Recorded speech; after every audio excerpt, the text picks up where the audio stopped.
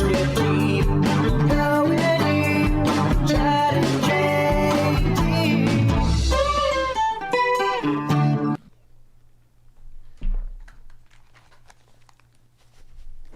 Ooh, yeah. Pull my hair and call me Frank. What's up, Stokers of Stoke Nation? This is Chad Kroger coming in with the Going Deep with Chad and JT podcast. Guys, before we begin, I'll remind you that we are once again brought to you by Lucyco. Lucyco, what up? Thank you so much for supporting the podcast. Lucyco is a freaking flavored nicotine gum that you can get to get your buzz on. Without just inhaling smoke and all that kind of jazz. So hit up lucy.co to check out their products. They're super legit. And we are also, of course, brought to you by Manscaped, the #1 company keeping your trims pubed, looking after your hogs, making sure that your dongs are looking fresh and clean. Because when you step out into the world, you know, to the sound of, you know, to like an ABBA song, you want to let the world know that you also have shaved pubes. And you can do that with Manscaped. Use the code GODEEP20, manscaped.com. I'm here with my compadre, Jean Thomas. What up? Boom clap, Stokers. And, oh, dude, we got some of our custom wines here today, too. Mm-hmm. Should we go through them? Yeah, we have Pondering Chad. It's a nice Pinot blend, white wine. What up? We have Sensitive JT. It's a nice rosé. And then we have the Belle of the Ball, the Small Dong Rosé. It's just a beautiful blend, aged back to I don't even know when, but it's I want to say it's aged back to antiquity when small dongs were the real deal. Yeah, there was a time when small dongs reigned as the top dong, and then that somehow got perverted over time by Big Dick. Yeah. You know the way people say like big tobacco? Mm-hmm. Double big on this dick. Big dick. It's a big dick, and it's being run by a big enterprise of dicks. But it says self-love on it, and it also says a rosé for the man without shame. But we also, hey ladies, you know, you can drink this too. And yeah, it should be really good. Yeah. Support the small dong men in your life. And you can do that with this rosé. You can party, you can have a good time, you can rage, and you can also support less than stellar hogs.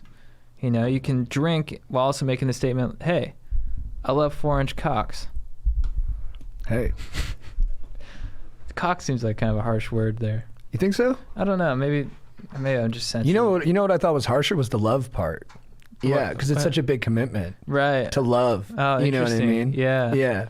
Good call. I was like, maybe they have an affinity for small cocks. Yeah. Yeah. That's good. Maybe yeah, we don't want to scare people off from buying the small dong rosé. It's like, you know, Yeah, because it's such a big commit. maybe Yeah. support. Yeah, support small cocks. Yeah. And then, of course, we got to support our dog Strider. Oh, nice, With dude. the Strider's girlfriend. I haven't seen this one yet. You haven't seen this one? Not in person. This is the Pinot blend. Wow, look at how cool that You can is. support the best relation in the nation with the Strider's girlfriend Pinot blend. This photo of Strider's hilarious. Is this from like one of his headshots? Yeah, dude. That's hilarious. That's a great one.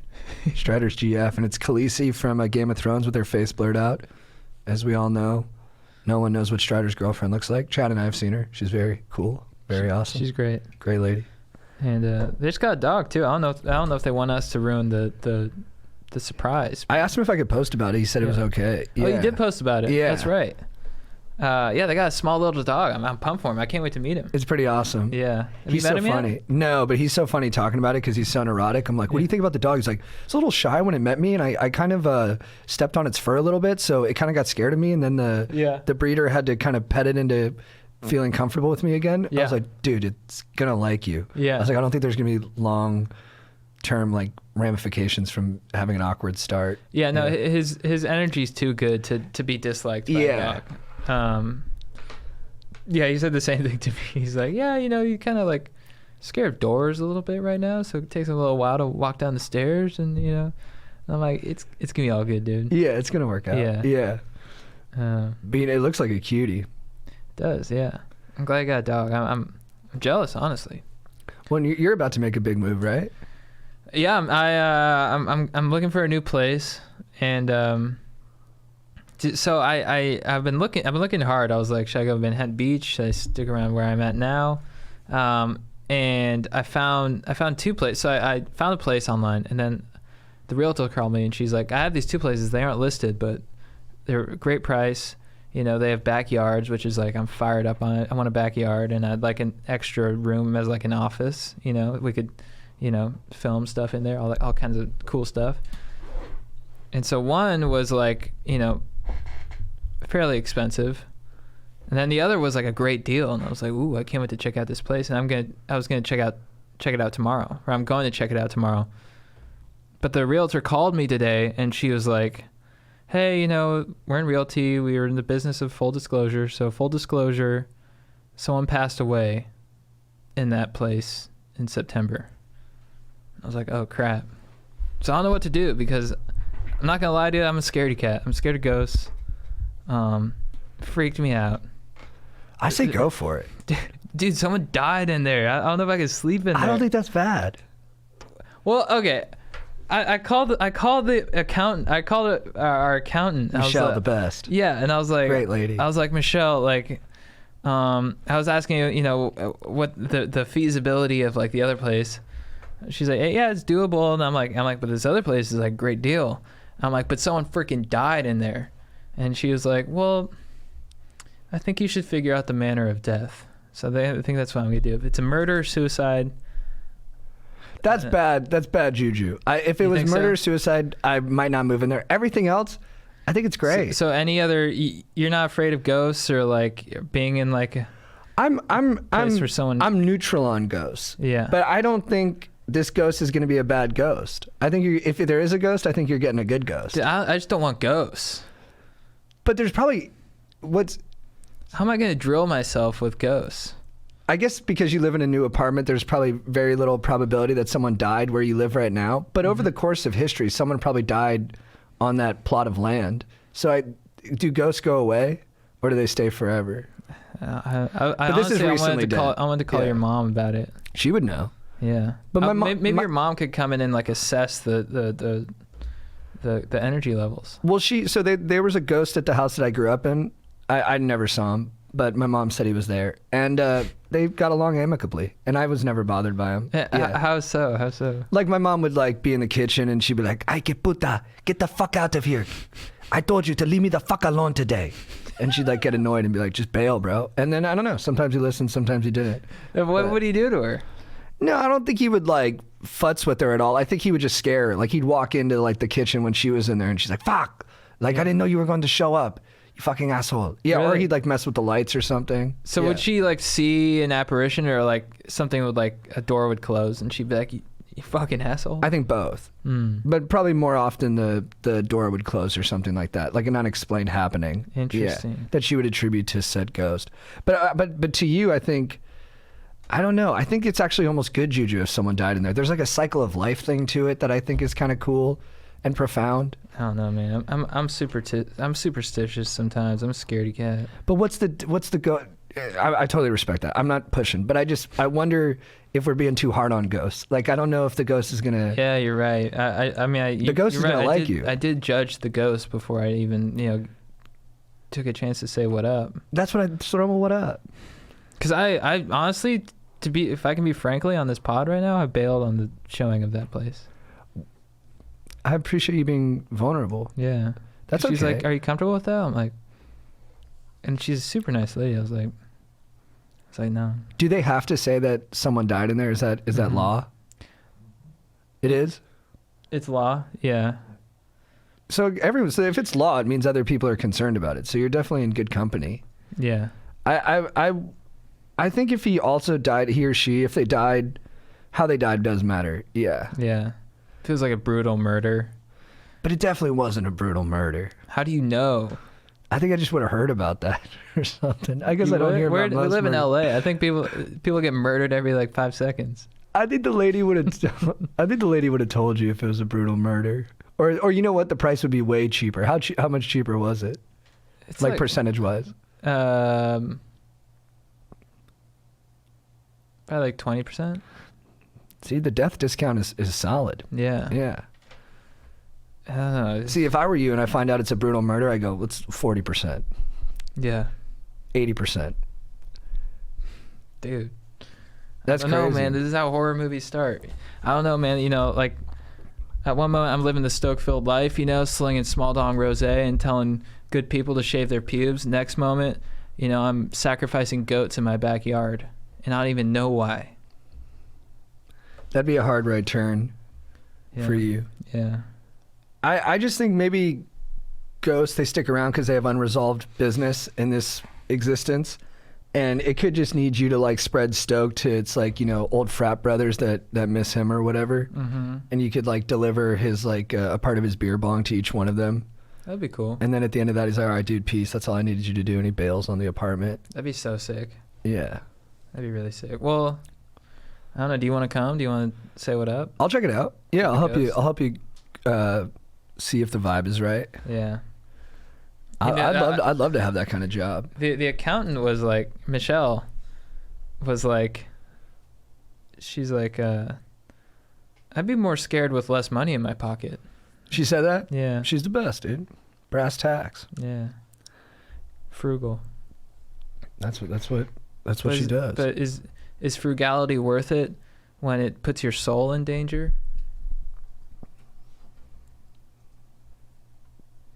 Depends. Aaron, what do you think? I mean, I'd be more worried if the person died of COVID, to be honest, right now. Yeah. You think it'll linger? I mean, I hope they cleaned it. Yeah. I wouldn't worry too much about horror films. I mean, most of those, you know, not a ton of those are in apartments, right? Yeah. Is this a house? Yeah. A big but, Victorian? it was in an apartment. Paranormal Activity. Mm-hmm. Not the first one.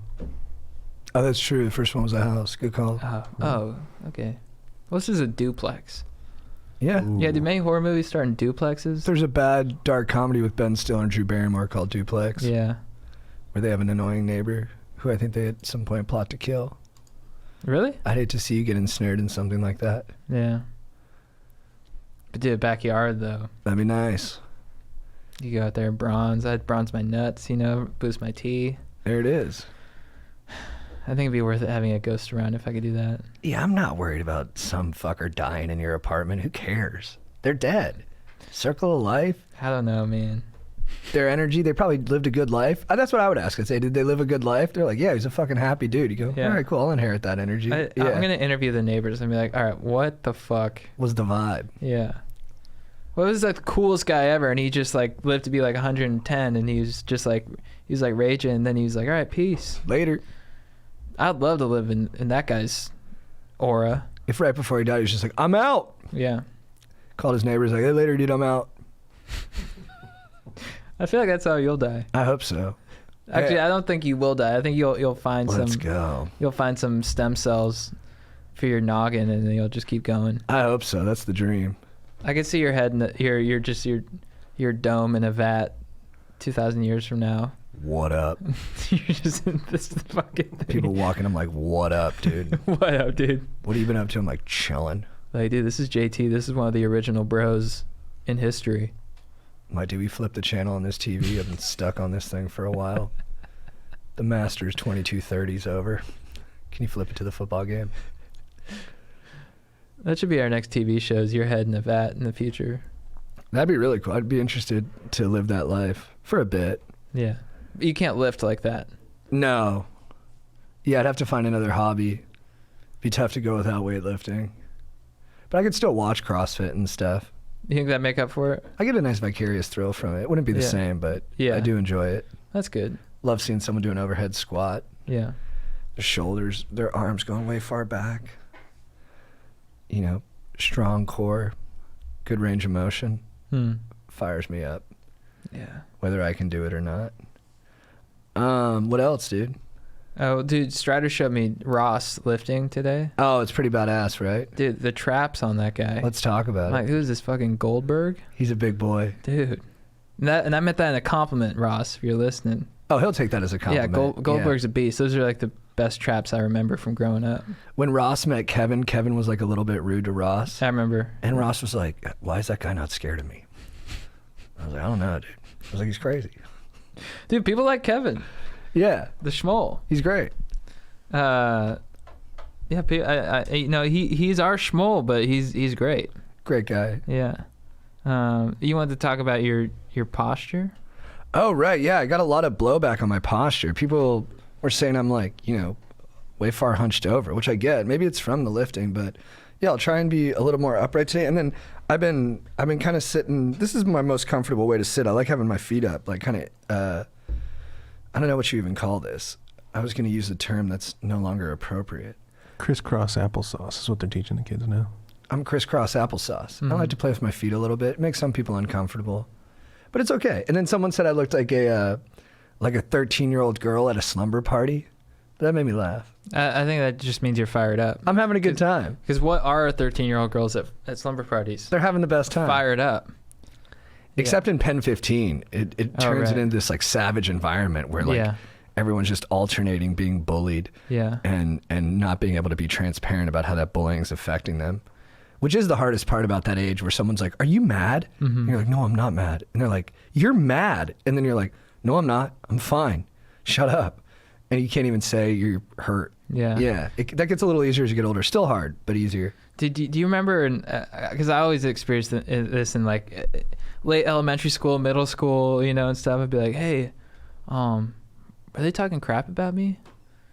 And like, especially if it was like a girl. And I remember one time my buddy Peter was like, dude, Ariel, she's talking crap. No. Broke my heart. At the slumber party?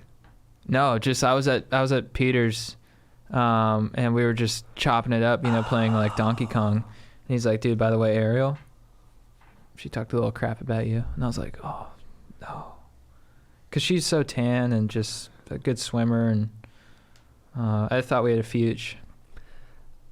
Yeah, I remember one time my buddy Greg and I bonded really hard with the girl I was in love with, Scarlett, and the girl he was in love with, Jesse, by just talking crap on our other buddy Hunter who was out of town. Mm-hmm. But I stand by all the things we said.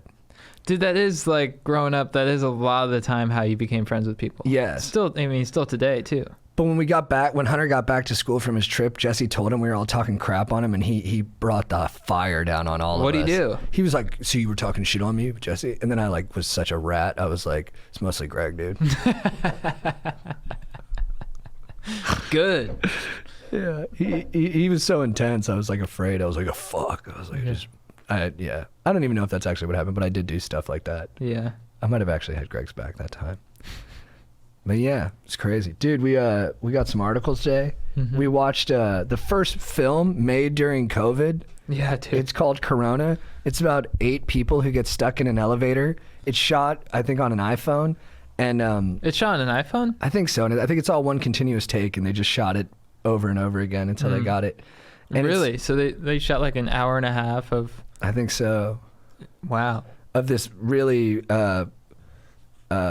beautiful dialogue. But it seems like what happens is that someone who's Asian gets on the elevator, and then and she starts coughing, and everyone starts acting racist to her. So it's kind of a microcosm for how, xenophobia can thrive in troubling times. Mm-hmm. Yeah. It looks like one of the worst movies I've ever seen. But you got to respect that they got it done. Yeah. During these times. And there's no new movies out because everything's getting pushed back. Yeah. So if you go stay at like a hotel and you're like, oh, what new movies do they have? Like Corona's one of the only ones. Yeah. It's an interesting move by the producers to be like, or the writers to be like, what do people want to see right now? Do they want to see a movie about what they're currently experiencing? Well, yeah, and then during the trailer, it's like this, it's kind of understandable. You're like, okay, everyone's kind of freaking out, but it's a horror movie, so they got to juice it up. Mm-hmm. So at one point, there's like an old, crusty white dude in a wheelchair, and he's got a handgun out, and he's like, I'm here to kill somebody. He's like, it's been a long day, and I feel like killing somebody. You're like, how did we get here? Yeah.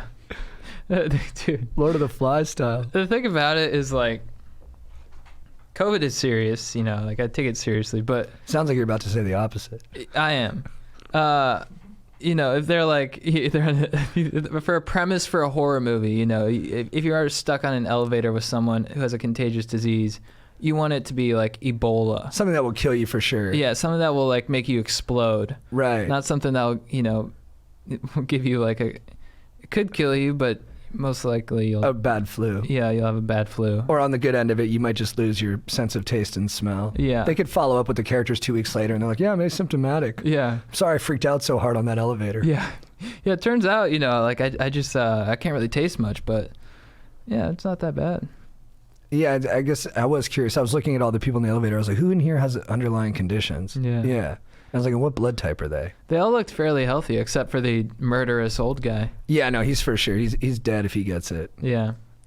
It's crazy with COVID. We're heading into, we're firmly in the third wave, rather, and Oh, yeah? looks like we're going to have new lockdowns. Yeah, do you think it's going to go down? I think they're going to try and be a little bit more targeted with it on this go around. But I also think people are so fatigued. I don't know if it'll have the same collective effort that we had on the first one. Yeah. Because I mean, it wasn't even perfect on the first one. Yeah. You know what I felt collectively from the whole third wave or whatever is people like, there's like 150,000 cases a day. And the general sentiment I feel from people is just like, I think so too. I wonder, the only thing that really concerns me, because it does seem like we know how to treat it better now. I'm getting over my skis here. Like, I have no clue what the fuck I'm talking about. But it does seem like we have like a little bit better idea of how to treat it. Yeah. I just get scared about hospitals being overrun, like not having enough space for people. Totally. But if we can somehow not allow that to happen, I don't know what that entails, but I'll probably be a little safer. Like my family's changed our Thanksgiving plans. We've pared it down. Yeah. We're not going to go to my uncle's house anymore. My mom was going to leave town. She's not doing that anymore. Yeah. My cousin was supposed to fly in to see me. I don't know if I'm going to do that anymore. Yeah. I feel bad too. I really want to see him, but I just I don't know. Yeah. It seems a little dicey to fly him in. And plus my dad's, in the fucking hospital. He's like, I can't get him sick. Yeah. That's I don't know what I'm going to do for the holidays. I'm trying to figure that out because I don't think I'm doing anything for Thanksgiving. Well, you can come down. You can spend it with us if you don't have anything going on. Oh, thanks. Yeah, of course, man. I don't want to put you guys at risk, though. Yeah, just get tested before you come down or something. Yeah. Yeah, and we'll be outside. I think we're gonna eat outside. Yeah. And then Christmas and stuff, because like my dad's gonna be in Idaho, mom's in New Mexico. New Mexico's locked down, so I don't know. Because I'm like, I know that flying is safe, but I just don't want to put my parents at risk.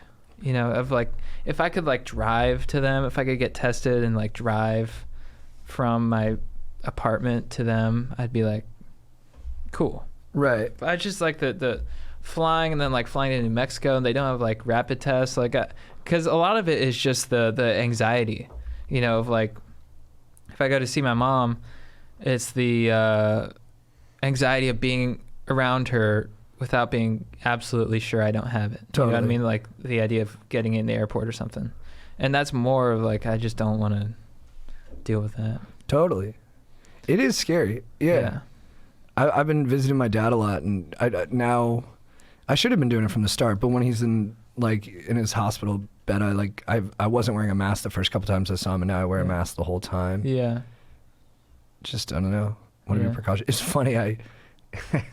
I speak just to amplify my dad a bit. I had a bottle of wine in my bag because I brought it to our stand-up show on Saturday. We did a really fun drive-in stand-up show in San Diego. Thanks to Chris Espinoza for putting that on. Yeah. And I brought my own bottle of wine, and I had it in my bag today when I visited my dad, and it was too bulky. It was taking up too much space, so I just left it in my dad's hospital room.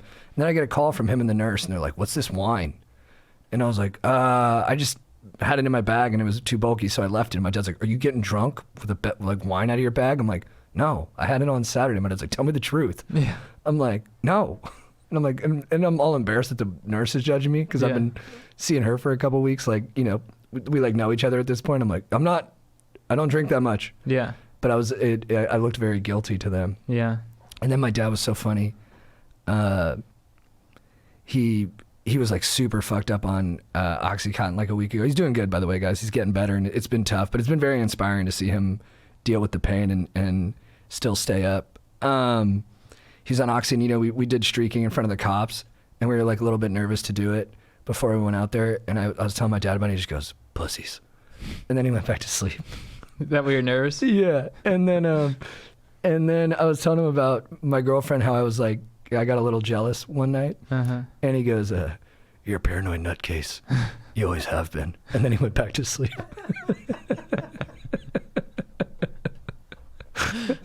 That's awesome. Yeah. So funny. Dude, I've been going to physical therapy because my trap keeps locking up. Yeah. And my physical therapist is this like older lady from Russia. Kind of turns me on, to be honest. Oh, nice. But you know, it's professional. I hear you. It's professional, but I just like she's like kind of fierce, you know.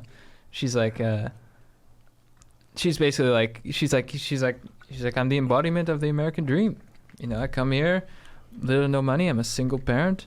I make my own business. I'm doing very well for myself. And I'm like, that's awesome. She's like, it is awesome. She's pretty much like, everyone in this generation is becoming pussies. Oh, wow. Yeah. I was like, yeah, I hear you. She's probably lived through a lot too. Yeah. Like the fall of the USSR. And exactly. whatnot. And then she's like, I saw her Baltic today. states going at it. I saw her today, and she's like, let me put my magic hands on you. I was like, thank you. And she's like, you know, America is becoming Russia. You know, Bill Gates is going to microchip us all, and there's no freedom of speech. And she's like, I was like, dude, damn. She's scaring you. Yeah. Yeah, she's like, do you think I don't know. And I was like, in my mind, like, are we becoming Russia? What do you think? What do I think? Nah, we're okay. You don't think so? Oh, I mean, I don't know. No, I a don't. Russian is telling us. Well, I think she has cause to be more alarmed.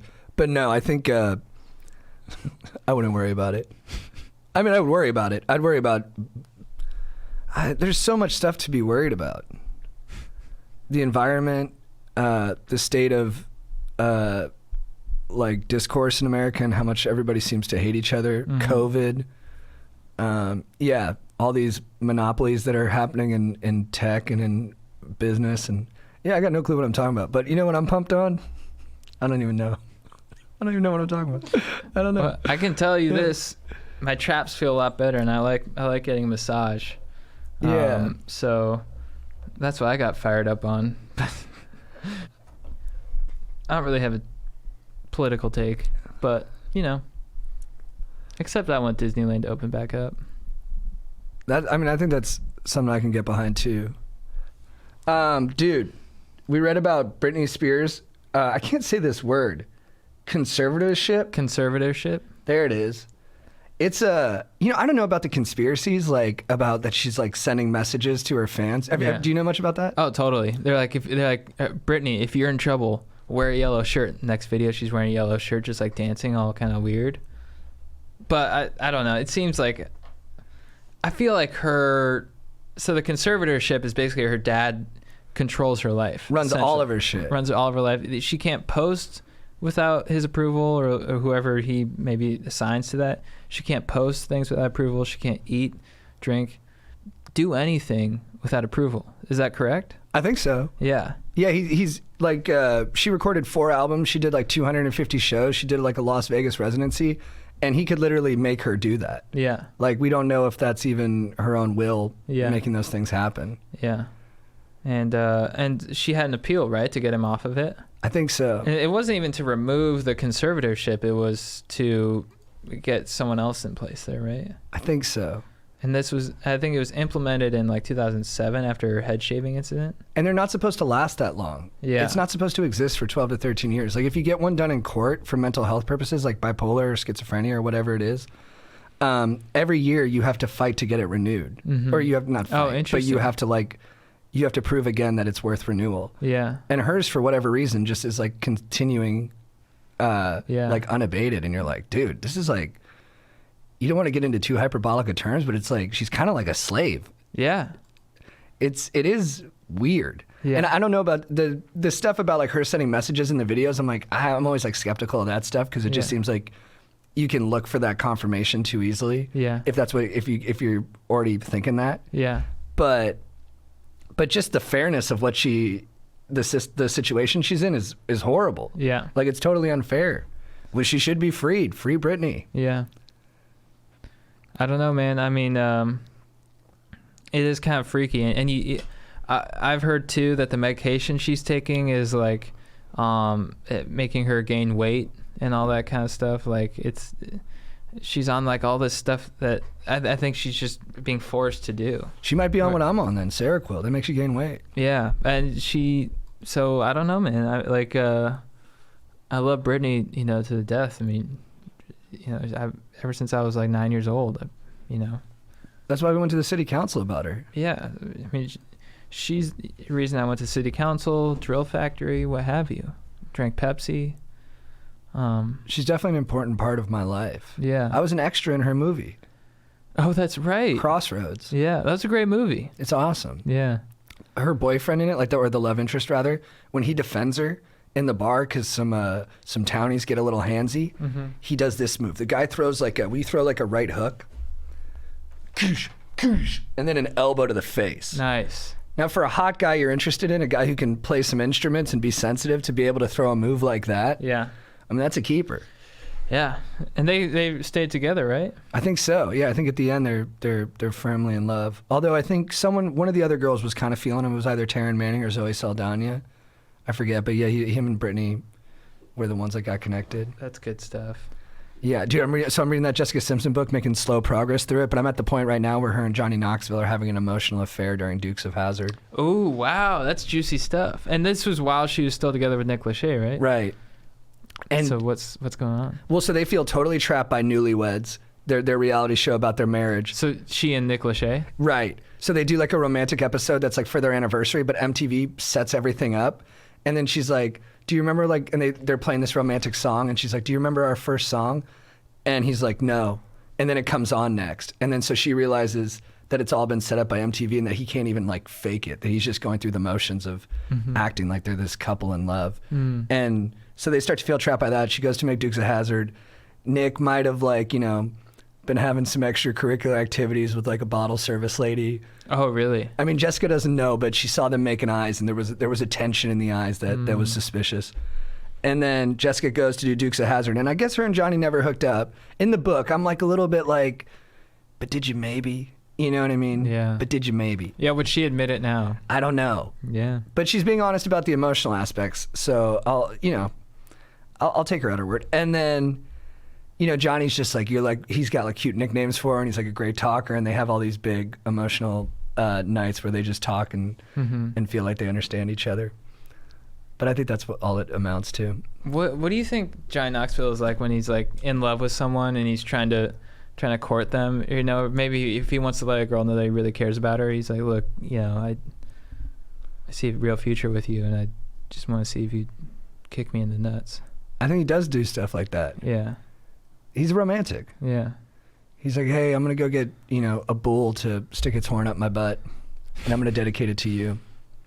She's like, oh my God, this guy's intoxicating. Yeah. He was a real go-getter. Hey, Jess, I've been thinking about you a lot, and I'm going to have this guy shoot rubber bullets into my torso, and it's going to spell out Jess with a heart.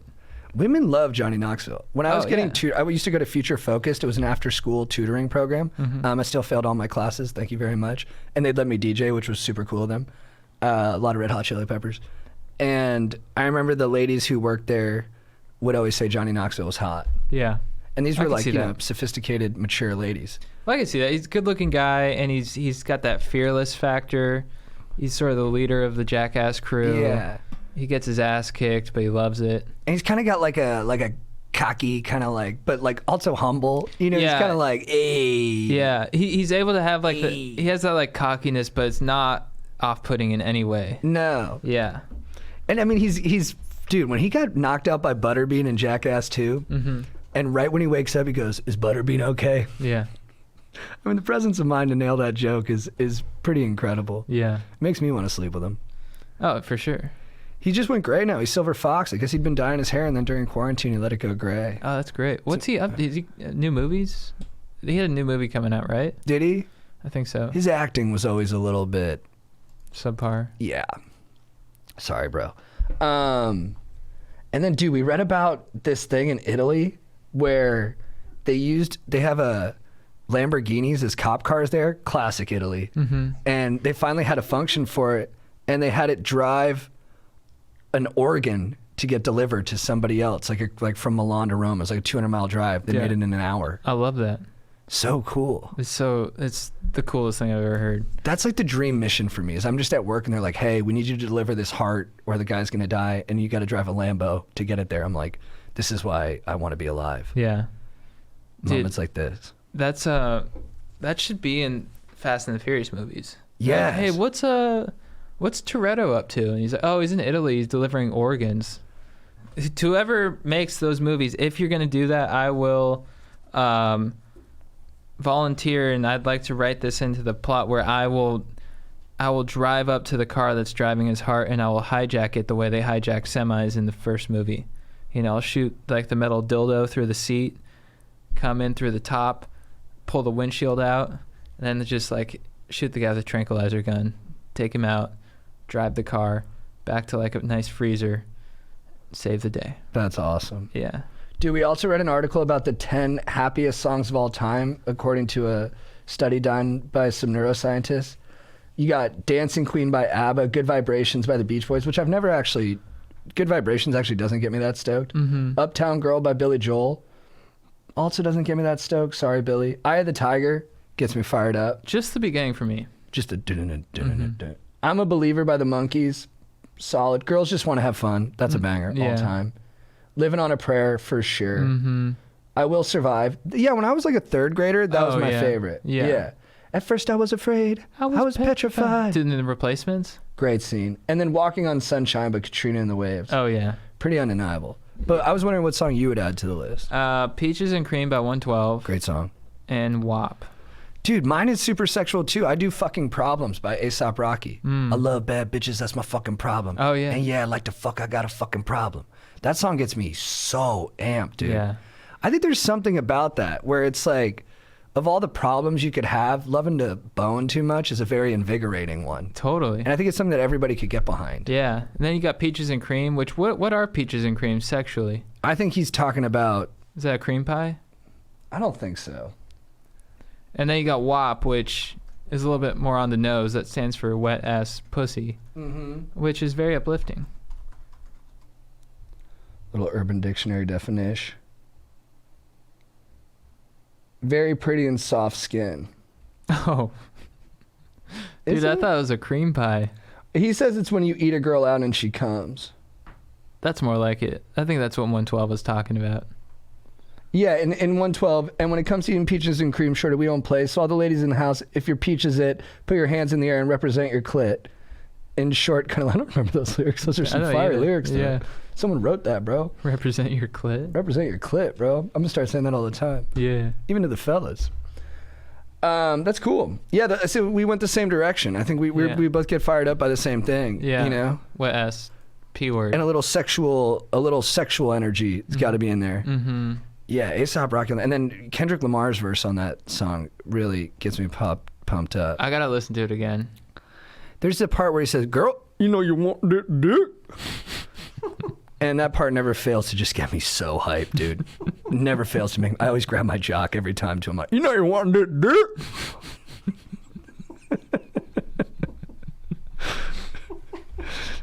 It's a good vibe. You know you want that dick.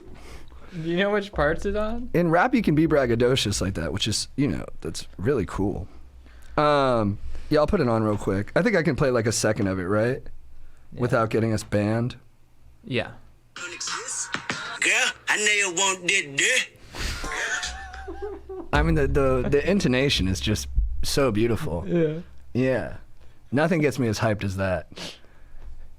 I think it's something we all want, We all want to say that. We all want to stand on top of the mountain, Lion King style, the sun shining down on us, and just look out at the beautiful woman we love and say, "Girl, I know you want that dick." That feels good. Just standing there shirtless, sun blazing on you. On Pride Rock? On Pride Rock. And you're like, "Girl, I know you want that dick." Ha! You're wearing a jock strap? Yeah. And she's like, just nude. "Babe, you look great." You're like, "Thanks, honey. I feel great. I know you want that dick. I know you want this dick." I know you want that dick. This dick. Yeah, that just gets me jacked up. That gets me as jacked up as Katrina and the Waves Walking on Sunshine, which also gets me really fired up. Yeah. And then Peaches and Cream, though. I Let me tell you what I want to do. I play Peaches and Cream when I manscape. Oh, really? Mm-hmm. You put on a little background music? Well, I do it to the lyrics, I'll be like, "Let me tell you what I want to do." Turn on Lawnmower 3.0. That's awesome. Don't feel mad with you. Want to be all over you. Can't Get enough of you. Wow, wow. Always until you. Wow, wow. Girls, you make it. Now you're talking about peaches and cream. Oh, I know you. That's right. In my Bentley limousine. Oh yeah. Know what I mean? Peaches and cream. I know you wanna me. That's right. What are the, I don't even remember the lyrics. Those are it. Those are the lyrics. Yeah. Dude, Ben Shapiro's gonna watch this and be like, oh, that's how white dudes are supposed to do this music. Yeah. What ass P word? I asked my wife about it and she said this woman has a serious gynecological condition. You're like, dude, Ben, no, dude. Yeah. No. Dude, you can fucking went there, man. You're gonna sound like a big ass virgin, bro. Dude, I can't believe you fucking dirty went there, dude. Dude, you don't sound cool at all, man. Yeah, it's too bad. I'd like to see his face the first time he heard that. Wet ass pussy? He's just probably like, Whoa. whoa. Yeah, what did it feel like for me the first time? I felt like I was there. I felt like they grabbed me by the collar and they're like, you're gonna listen. And I was like, hey, I'm all ears. I think, Say what you gotta say. if I can be frank, the first time I heard it, I was like, this is stupid. Really? You didn't like it? Yeah, it grew on me. Oh, dude. Oh, I thought it was so funny the first time I heard it. I think I'm so, it's hard for me to like new music. I feel you. I think I'm just like getting to the age where it's like anything new, I'm just kind of like, stupid. I hear you. Well, I mean, there But is. you're a little more open to new stuff. Oh, thanks. Well, there is something about it that does feel like a little bit like, I don't know. It feels like a little bit. It does feel a little dumb. You know what I mean? But I think that's part of the appeal. Oh yeah. Yeah, and then just that banging refrain in the background, like "There's some whores in this house. There's some whores in this house." You're like, okay, all right. You're in charge. Where are we going? And then like, wet ass pussy. And you're like, oh, all right. That little dangly dang in the back of my throat. And like Megan Thee Stallion, they're both like pretty voluptuous women. And then they're just like banging the ground. And you're like, look, these chicks could, they destroy me, Yeah. If they came into your house to have sex with you, you feel like you'd be like a spider after, like one of those praying mantis. You'd be one of those animals that dies after they have sex with you. Oh yeah. Like they'd smother you with that ass and you just die. Yeah. Yeah. After they got your seed out of you. Man, dude, I would be. I don't even know what I would do. I don't think I'd die. You die. I'd die. Yeah. Beautiful death. Yeah. That's what orgasm in French means, little death. You're like, oh. Oh, and your life force just comes out of you. Yeah. It's a soul stealer. I like stuff that steals your soul. That's why I like thrusters in CrossFit. Because you do 20 of those, you feel like you're going to die. Yeah. That's what's up. You want to do an ad and then we'll get into some questions? Yeah. Guys, I'm interrupting this podcast so you know once again that we are brought to you by Lucy Nicotine. Lucy Nicotine, what up? Thank you for sponsoring the podcast. Lucy, dudes. Lucy Nicotine is a company founded by Caltech scientists and former smokers looking for a better and clearer nicotine alternative.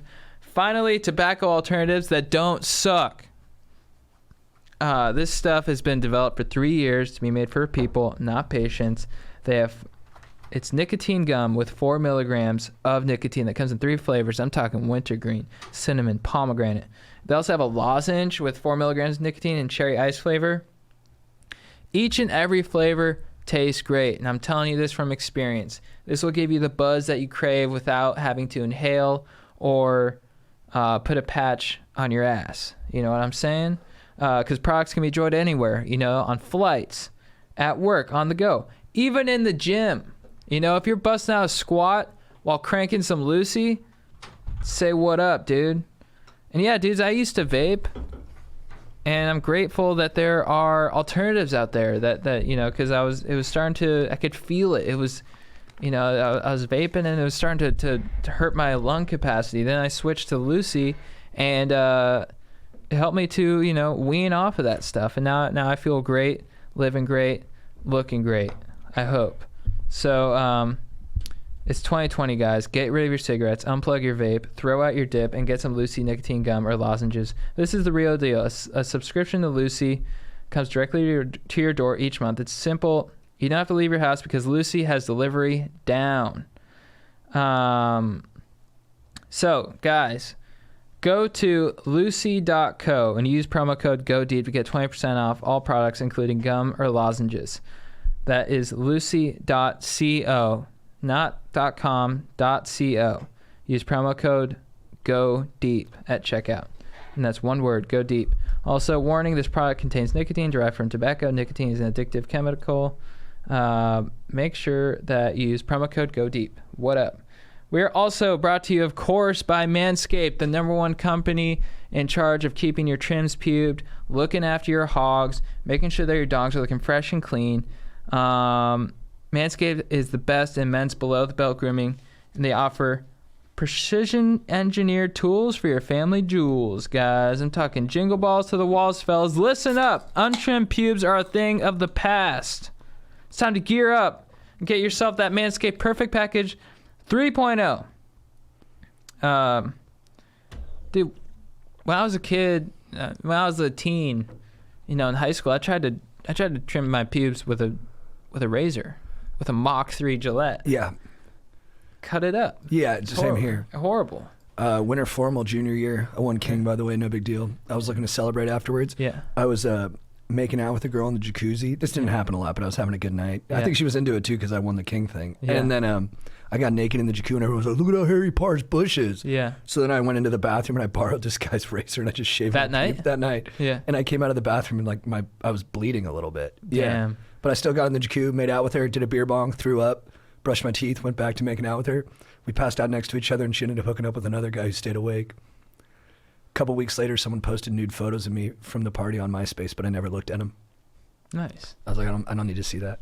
And do you think that would have happened if you had a Lawnmower 3.0? Absolutely not. There you have it, guys. Par just laid it down. I mean, what else do I have to say? You could have put the crop preserver in your nuts. You could have had this ball deodorant. These products smell good. Anti-chafing boxers, all the good stuff. It's the holiday season, guys. Get the Perfect Package 3.0 and use code GODEEP20 at manscaped.com to get 20% off and free shipping with the code GODEEP20 at manscaped.com. Clean up your nuts and make Santa proud this year, guys. And we also brought to you by Helix Beer Bongs, the best in the biz. They've got this cool funnel technology that just like funnels that brewski right into your mouth. Look out for Helix Beer Bongs. And yeah. Hell yeah. All right, let's get into some questions. What up, Stokers? Longtime listener of the pod. You dudes are dope, and I make sure to catch every episode. Keep up the dank work. My cue is about my best buddies, also my roommate's gal. She blows hella hard. I don't want to be mean because I can promise I'm not a mean guy, but she sucks ultra mega loads. She's just a downer at parties, controls my buddy hella, and one time I watched her pour water into a White Claw at a party to give the illusion she was drinking, which is a red flag, clearly. When we met her, she obviously didn't appreciate our marijuana intake levels. She commanded my buddy roommate not to smoke the stoke-inducing material around her because of issues she has, seizures, which is understandable, not dogging her on that, but she gets seizures when she smokes, and she still smokes dab pens from time to time, so you tell me. But she says he can't even smoke with us even if she's not there, but allows him to smoke dank carts, which all of us concluded are fake and dangerous. We live in Ohio and weed is illegal. So my buddy doesn't even smoke with us anymore in fear of his girlfriend finding out. Anyways, this new girl doesn't like us and we don't like her, and our dog is caught in the crossfire. What do the professors of Stoke think of this? Sorry if this is too long, but I felt it was a compelling topic of discussion. May the Stoke be with you. Dude, I'm so sorry that she blows so hard. But I like the way you wrote that, by the way. Whenever you don't like someone and you say that they blow, I can really relate. I don't know, man. It's tough because I wonder is his friend aware that they don't like her, and he's just like sort of like, I don't know what to do because I like both these people. I don't know. It seems like the friend has willingly gone with his girlfriend's direction. Yeah. Or chosen direction for the relationship. Yeah. Like he's following her, and I don't think he's thinking twice about it. Yeah. He doesn't seem to be in conflict. Yeah. What do you do? This is a tough question. I think it's a tough question because there's not a great answer because there's nothing you can do. Yeah. And it's actually more about realizing that a ton of life's frustrations come from trying to fix other people's mistakes and the larger thing, trying to control things that just aren't, you're just not going to be able to control. So you have to just think, what can I control? And you got to look at every problem like that. Be like, can I make my dog not love this chick who's kind of a wet blanket? No, you can't. So you just got to have fun on your own and, you know, have a good time when you're with your dog. But people change, relationships change, and you just got to evolve with them. And your expectations evolve with them as well. Yeah, so I'm sorry, you know, your dog can't get down with you the way you want to, but he's still your dog. You just got to try and actually, if you can accept him for who he is now, that'll be huge. He'll be super fired up on that. Yeah. And I would say, you know, I know it sounds like she does in fact blow.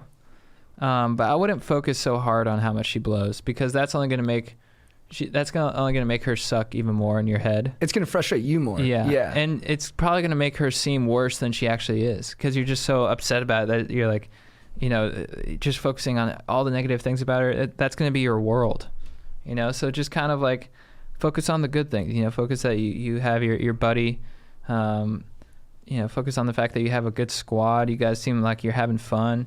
You're enjoying each other's company. And yeah, it's, you know, minor bump in the road, but, you know, life is good for you, my friend. So, you know, this is a champagne problem, even though it seems all encompassing at the moment. Totally.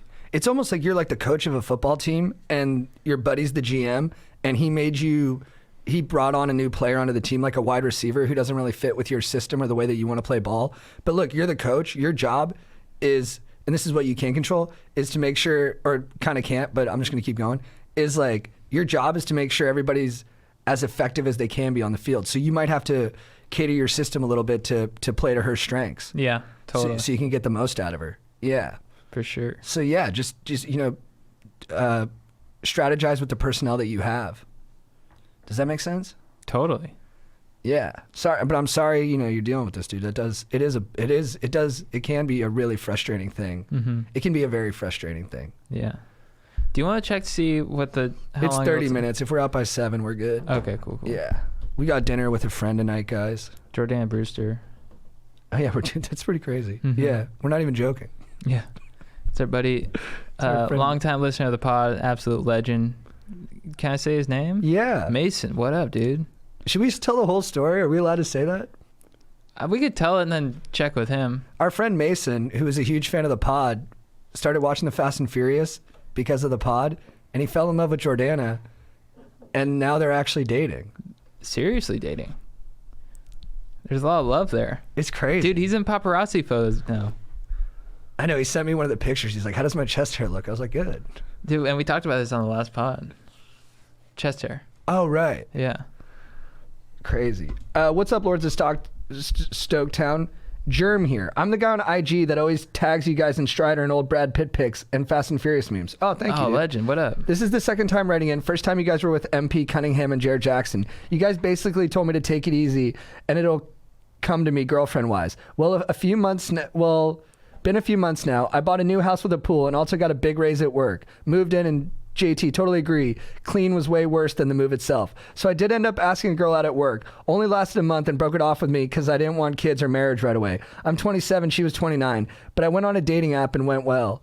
Then I invited her over to crush some Stranger Things and meet my pup. I thought we had a very nice time, even made out a lot. Nice. I then got ghosted. So here's my theory. So for the date and second, I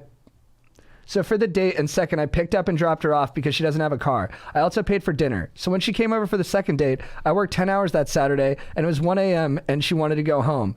It was already pre-discussed she would take an Uber because it's an hour round trip from her apartment to my house. So I had her pay the $30 to get home. Was I wrong for that? I keep thinking about it. Is that where I fucked up and got ghosted? Really thought we had a connection, but I'm not going to quit. Think I'm going to ask a woman I met that was touring the house I was selling. Think I need to find someone where we have a lot more in common. What do you think? Dude, I don't know how this thing went wrong with the other girl. I mean, you know, it could have been that. It could have been another thing. I think the key here is that you're horny. Mm-hmm. He's horny. Yeah. And it'll come. It'll come. And he's making moves. I mean, it's not like he's writing back to us being like, dude, like, you told me to relax and nothing's out. Like, things are happening for you. So stay patient. You know, you don't want to rush into anything. You know, for the ones that don't work out, you could be like, all right, good. You know, I'm not wasting my time. These are just more checkpoints on the path to just like true love. So Totally. yeah, you're hitting a few DUI checkpoints. It's all good. I totally agree, man. I think, look, whenever it goes wrong, we can like get in our domes and be like, wait, what mistakes did I have made? Like, could I have been a little bit different this way or been different that way? But it just wasn't meant to be. That girl wasn't your person. Yeah. But like Chad said, you got that energy. You're horny and you're motivated, so you're gonna find your person. Yeah. And you got your life together. So it's when you do find that person, I'm stoked for you. It's gonna be great. Yeah. And I feel like as a dude, you know, too, you just want that thing. So I think girls are a little bit better at sort of like judging, like, is this a fit? Is this not? Sometimes dudes are so horny that they're just kind of like, all right, well, I just want a girlfriend, you know. But we just want to. We want to get it. We want to win. We just want to like. We're just all forward. Yeah. Yeah. And sometimes it's just not meant to be. You just don't vibe, and your horniness can like blind you to that. Like Totally. I remember one time I went on a date with a girl, and it was kind of an awkward date, but I was like, you know, I had a rager, you know, I was torqued up, and I was like, hey, you want to go on another date? And she's like, I didn't feel a connection. I was like, and I was young. I was like, you know, still like I was like 20 at the time. It just like blew my mind. I was like, wow, that's a thing? Now older, I'm like, oh, it makes total sense. Completely. I've been on dates where it was like the second or third date, and I'm like, hey, can I kiss you? And then we kiss.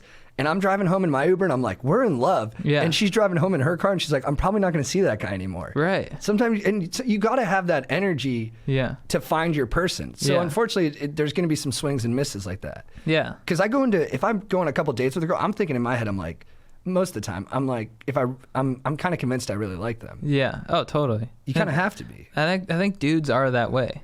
Right. They just fall in love easily because we're just kind of like, yeah, this is nice. You know, girls are a little bit more kind of like Judicious. yeah, they can sort of like they take their time a little bit more. But as a dude, you're kind of just like, dude, like, you know, if it fits. But at the same time, I've had girls who wanted to date me and I wasn't ready, and I was Right, like, yeah. I was like, nah. Yeah. And they're like, you led me on, and I was like, I know. I fucked up. I am sorry. All right, what up, Chad and JT? I'll cut to the chase. By most life metrics, I'm doing well. Finishing up a PhD and in a 3-year relation with a girl much more attractive and a professional 6-figure salary. Nice, dude. However, I've lost stoke fast over the past 1.5 years as I've started to lose passion for my discipline and have grown apart from my girlfriend as she's moved further away. There are many factors to describe, but she has the qualities I'd want in a wife, but not a lifelong companion. We're on good terms and she would marry me if I asked, but it would hurt both of us badly if we broke up. In Mac Miller's song Good News, he says, why I gotta build something beautiful just to set it on fire. And I run through that in my head as I'm feeling guilty for being dissatisfied regarding the career and social trajectory I've taken. I miss the camaraderie of hanging with my non-schmoles, aka my down bitches, but don't have a local crew, and my girlfriend can't kick it the same way. What to do? Wait, I'm sorry, I missed some of that. Yeah, I think we need more information. But basically, he's been in a relationship for 3 years with a girl who's like super beautiful and very accomplished professionally. I think she's moved away distance-wise, which has added some strain to the relationship. But also, he's just having some general ennui and doesn't know if this is what he actually wants. But he thinks it would be too painful to break up. Right. But dude, honestly, this just sounds like being in a relationship. You know what I mean? That's normal, dude. What you're feeling. We all want to burn stuff down. My therapist calls it Thantos. It's the desire to self-destruct. But sometimes it's valid. Sometimes you're not ready to make that commitment, and if you did, you'd always wonder what it would have been like if you kept searching. But I can't tell you where you're at on that spectrum. I don't know if you should break up or not, but I'm actually leaning towards not at this point. I think just based off where we're at, like how we're giving advice to you based off these 2 paragraphs, I would say like message us back in a month and tell us how you feel. Yeah. Yeah, take your time. I'd be patient with it. There's no rush.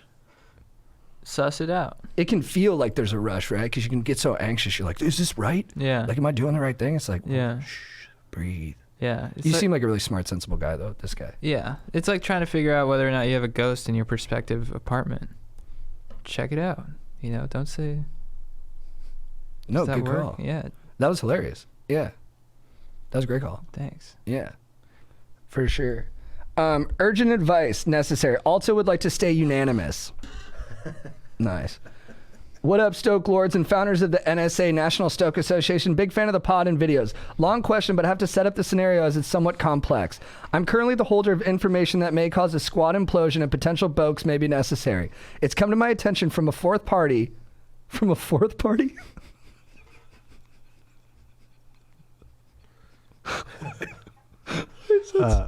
Aliens? Why is that so funny?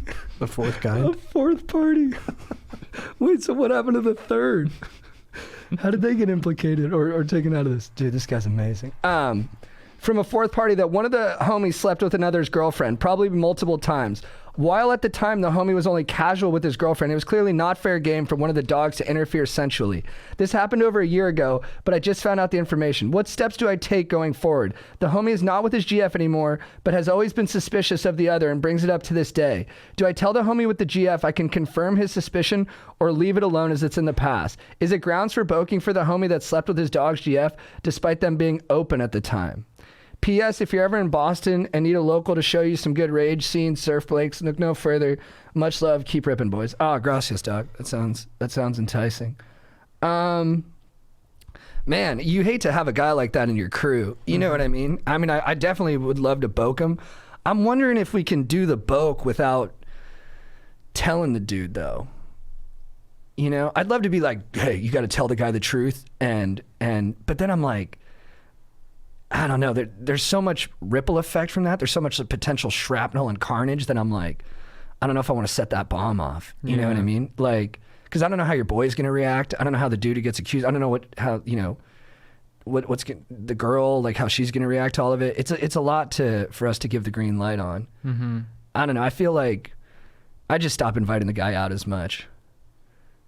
Yeah. I don't know. I mean, I agree. He's a douche. Yeah. Yeah. You don't. Because if he feels that way, if this happened multiple times and he's, you know, he doesn't have very good character clearly, and I don't think that's someone you want as your friend long term. So, yeah. Yeah, I mean, we had a dude in one of our crews who would sleep with everybody's exes or try to like hook up with them when they were dating, and we're all still pretty tight with him. It's just he's like more on the fringe now. Yeah. He just kind of naturally faded away without ever having like a big conflict or anything like that. And and none of the relationships were so serious because everyone was so young. Everyone was like 18 to 22, so the likelihood of you staying together with that person is already pretty slim. Yeah. So like with this guy, him and this girl aren't going to get married, so it'd be different if they were. Yeah. You know, if he was like sleeping with someone's fiance, then you're like, yeah, you got to tell the guy. Yeah. But if this is like a fling, it's like, yeah, the dude's got suspect character, but is it worth all the turmoil that would come from harsh confrontation? I'm not sure. I don't know. I don't know either. I don't know. That's with some of these questions, it'd be nice if we could follow up with these people. Yeah. You know? I actually had someone wrote in a question. Yeah, please. Hey dudes, my name is Hanson.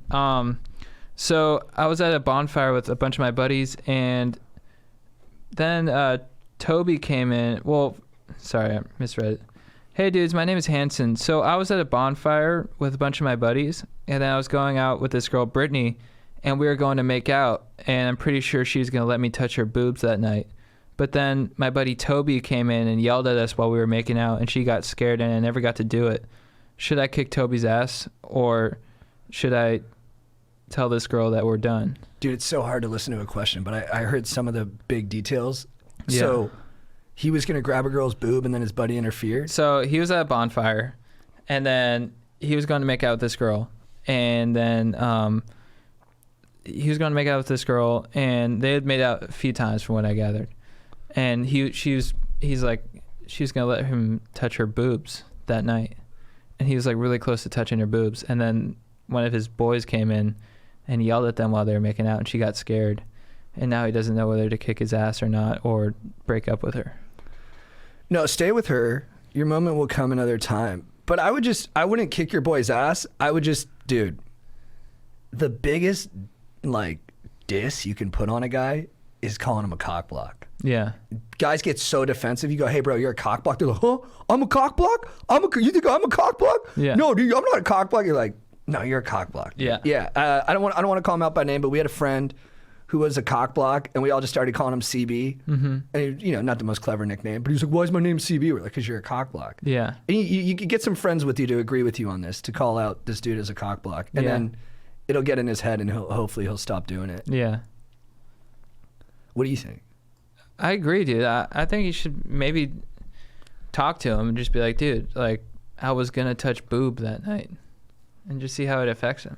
I would even be like, dude, if I can't touch her boobs because you blew that up for me, which would have been a really special moment for her and I have to squeeze your boobs. You got to let me rub your chest. Yeah. And then have him come over and you just rub his strong chest for a couple minutes. Yeah. And he'd be like, all right, thanks, dude. Yeah. Yeah. I had a weird eye for an eye thing come into my mind, but I'm not sure it's right. I would ask him to see his mom's boobs. Yeah, I just don't know. It's hard when you bring in a fourth party like that, because I don't know if the mom's in on it. Mm-hmm. You know, if the mom's down for that. Yeah.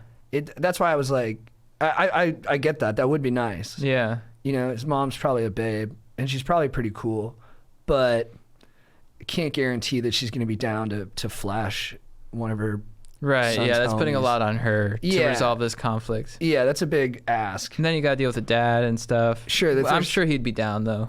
Yeah, he's probably a cool guy, and he probably gets it. You know, and oftentimes in, like, you know, affluent communities like that, those people are swinging already. Yeah. And but to entangle the kids really makes it complicated. Although I'm sure they have those impulses and urges. Yeah. Well, I mean, we all do. Yeah. You know, we all want to kind of do gnarly stuff. Yeah.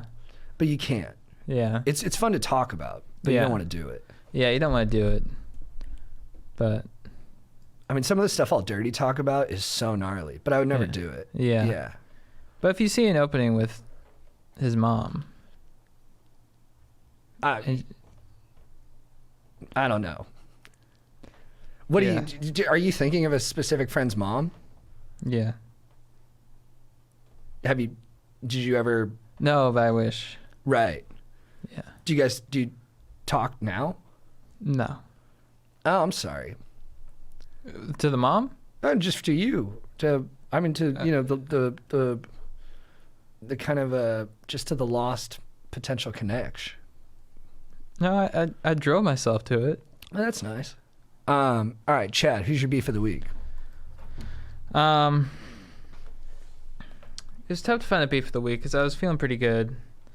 Love to hear that. You know, my beef of the week is the uncertainty of paranormal activity, I guess you'd say, you know.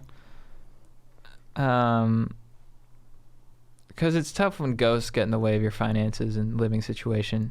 And you don't even know if there is a ghost. You know, like, is there a ghost? I don't know. And then you got all these TV shows, and who knows who's real, you know?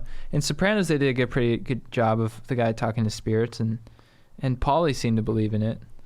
I don't even know what I'm talking about right now. I just wish I knew I just wish there was like a way to like go to this duplex and be like, is there a ghost in here? Like, show yourself. To know for sure. Yeah.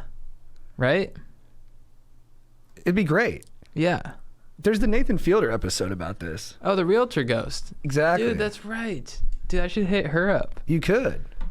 Dude, I should get like a medium to like come in and assess it. That's the crux. There are entities in this That's the house. hook. Yeah. You could do it. Dude, we could do that. We could totally do that. I mean, we Couldn't film it. It'd be ripping off. we'd be ripping them off. Yeah. Yeah, but I'm talking about doing it like for real. Just do it. Yeah. And not film it. Just for love of the game and for your To know. peace of mind. Yeah. I'll think about that. You know who's into that stuff is Dr. Drew's wife. Really? She has a podcast, Calling Out, with Susan Pinsky, where she talks to like psychics and mediums to talk about and astrologists to talk about the future. But I just know because I follow Dr. Drew's channel, and they had one for Halloween of like talking to spirits. Oh, wow. I could ask her. That's cool. I'd be like, Susan, do you know? They looked like they just had a nice vacation. They did. Dr. Drew posted like 5 shirtless photos of himself. Dude, yeah. He's a beast. Yeah. I think he shaves his chest. He's my kind of guy. Do you think he shaves his chest? Absolutely. Dr. Drew. Is that your beef? Yeah. Aaron, do you have a beef of the week? My beef is with myself. Oh. Yeah. Why?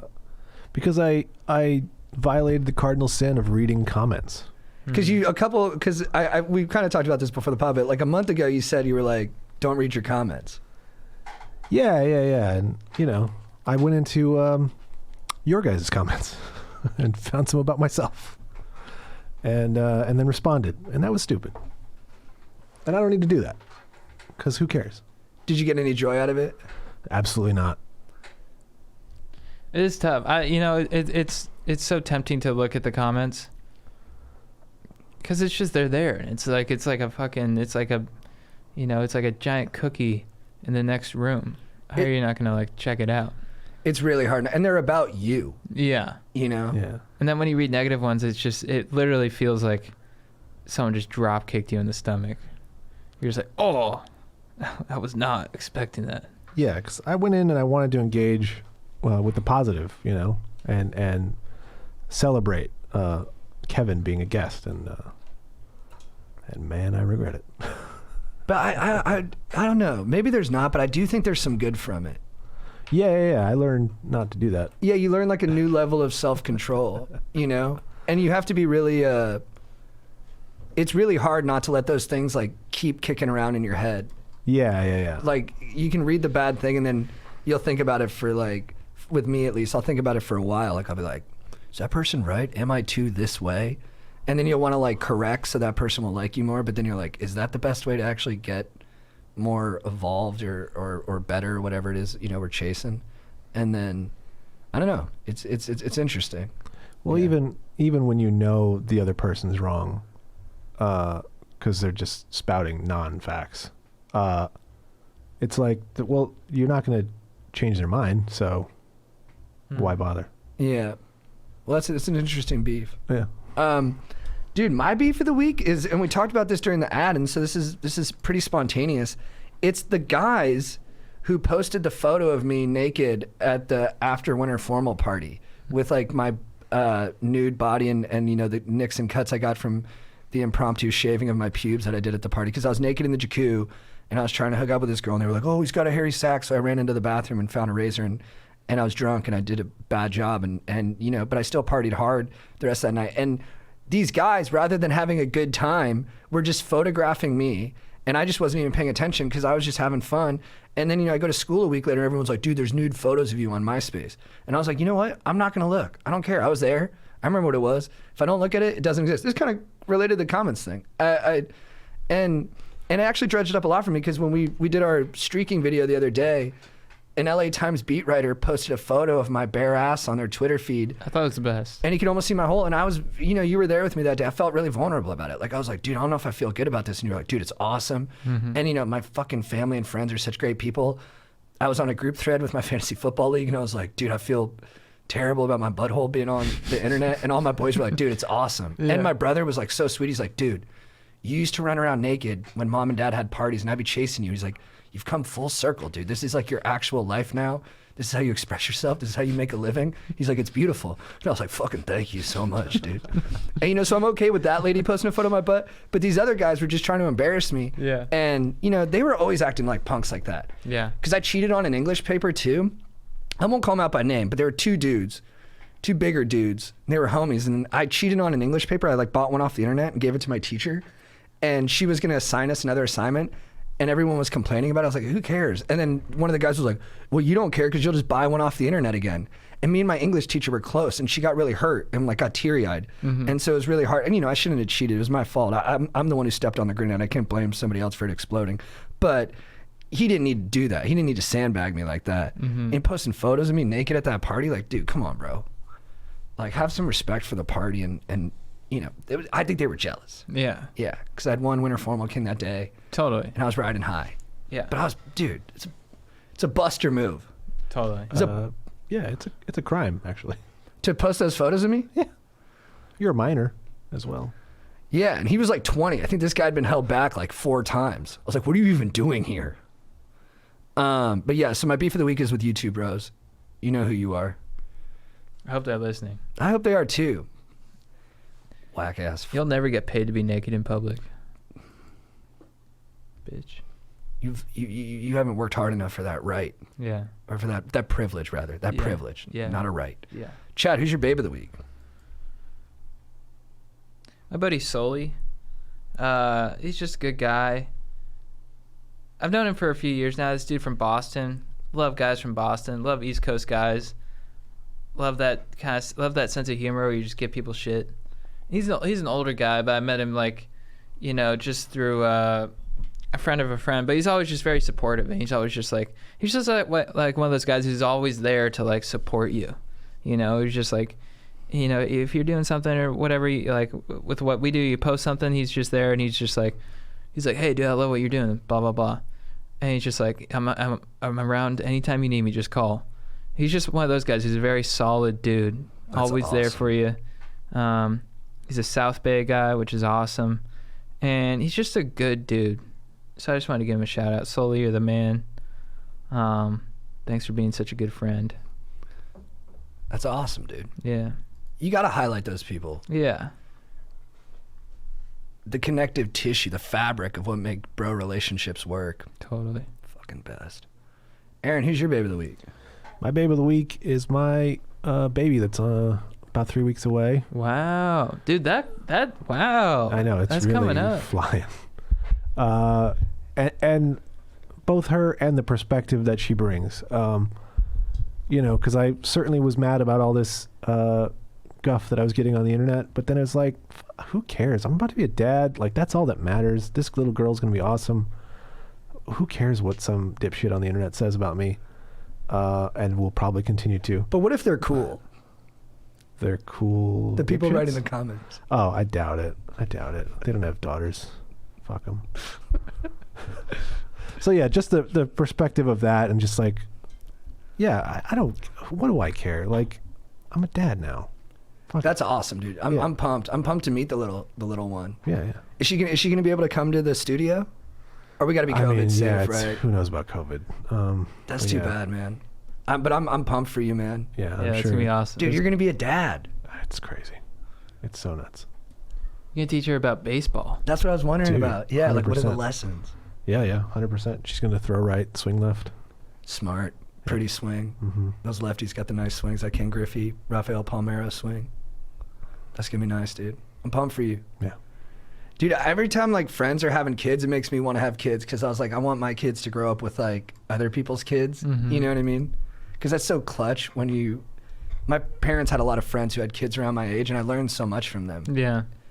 And it always made vacation so great, because you're just like, you're with these different, you got friends from Florida, you're finding out what they're doing at their junior highs, you know? Mhm. Those Florida kids are way more sexually advanced. Yeah. So they're like, oh no, I know like 5 kids who have been fingered and gotten hand jobs and stuff. You're like, whoa. Yeah.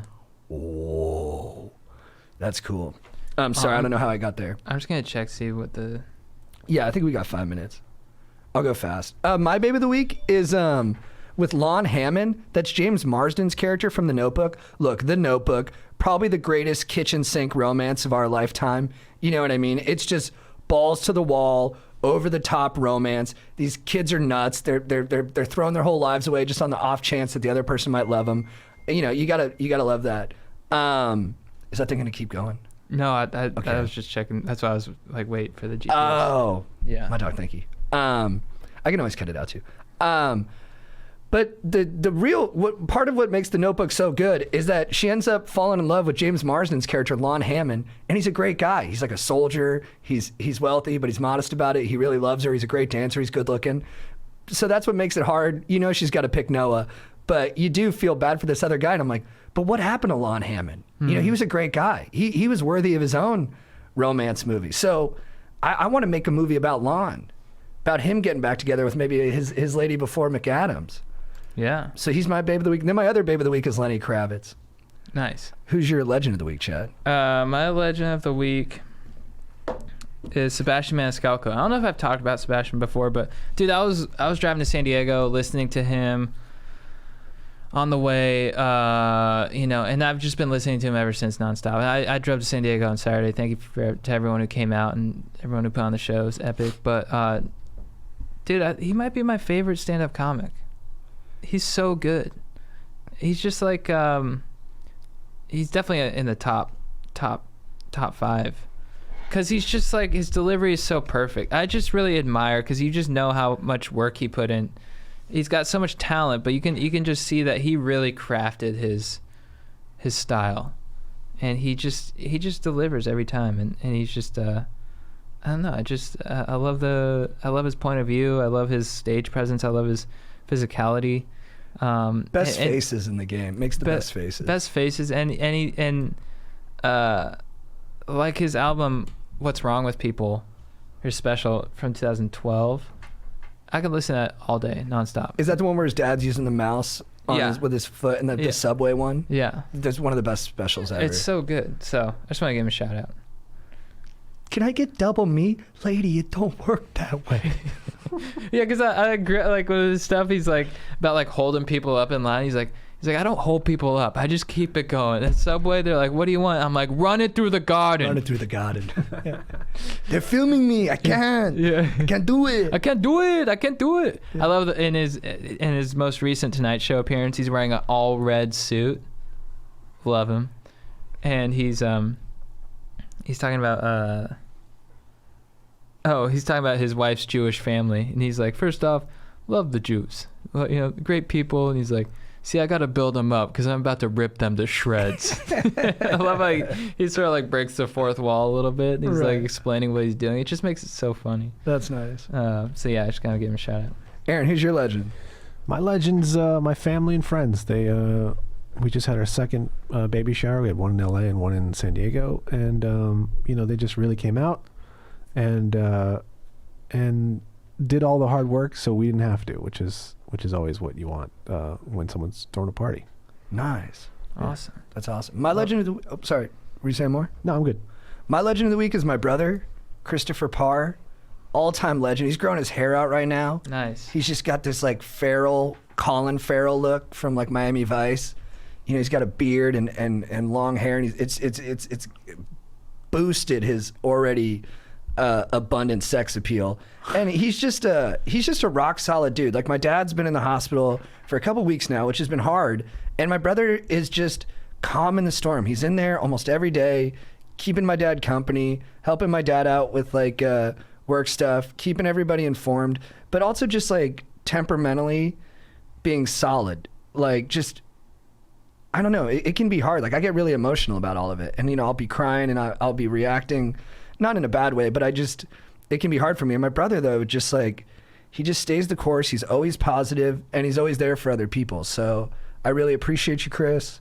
I love you so much. Thank you for all that you do as a brother, as a son, as a friend, as a soon, at some point, husband. And yeah, I just, and he's a lot of fun. So yeah, thank you, Chris. Yeah, he's awesome. Chad, what's your quote of the week? My quote of the week is from Junior Soprano in The Sopranos. So in their culture, going down on a lady is frowned upon. I remember this. And so he's down in Boca with his guma, and she's like, Corrado, what you do down there, you're like a great artist. You just set me on fire. And he gets this look where he's just like, pass the red peppers. And I love the. If you want to laugh, watch Best of Junior Soprano on The Sopranos on YouTube. He's great. Pass the red peppers. Yeah, that's it. Aaron, what's your quote of the week? My quote of the week is a lyric from Jimmy Eat World's song called "Pass the Baby," which I chose because of my babe, but it turns out it's actually more relevant towards the beefs. The lyrics in verse 1 go, "There's something we can count on. The boys like swinging low. If it gets too ugly, well, that's our industry. We feed and feed." Nice. And I think that's about the haters. Hell yeah. All right, my quote of the week is from my GF. We were lying in bed, and like I just said during my legend, I've been pretty emotional lately, just crying almost every day. And I was like, "Hey, babe, I know I've been crying a lot, but can I tell you a story about how I cried yesterday?" And she just goes, "Yeah, in a minute. I'm trying to find this song." And then she felt really bad. She was like, "That was so mean." I was like, "No, it was hilarious." I was like, "You need to take breaks from hearing about this stuff." But yeah, that cracked me up. Chad, what's your phrase of the week for getting after it? Plug it into the aux. Nice. Aaron, what's your phrase of the week for getting after it? Let's go be dads. Nice. My phrase of the week for getting after it is from the film Gladiator. It's in the opening sequence when they're about to fight. How'd you describe them? I was going to say Highlanders, but that's completely wrong. But they're going to fight like these tough like German forest folk. And the lead German guy comes out of the woods and he just goes, "I'll sink to here."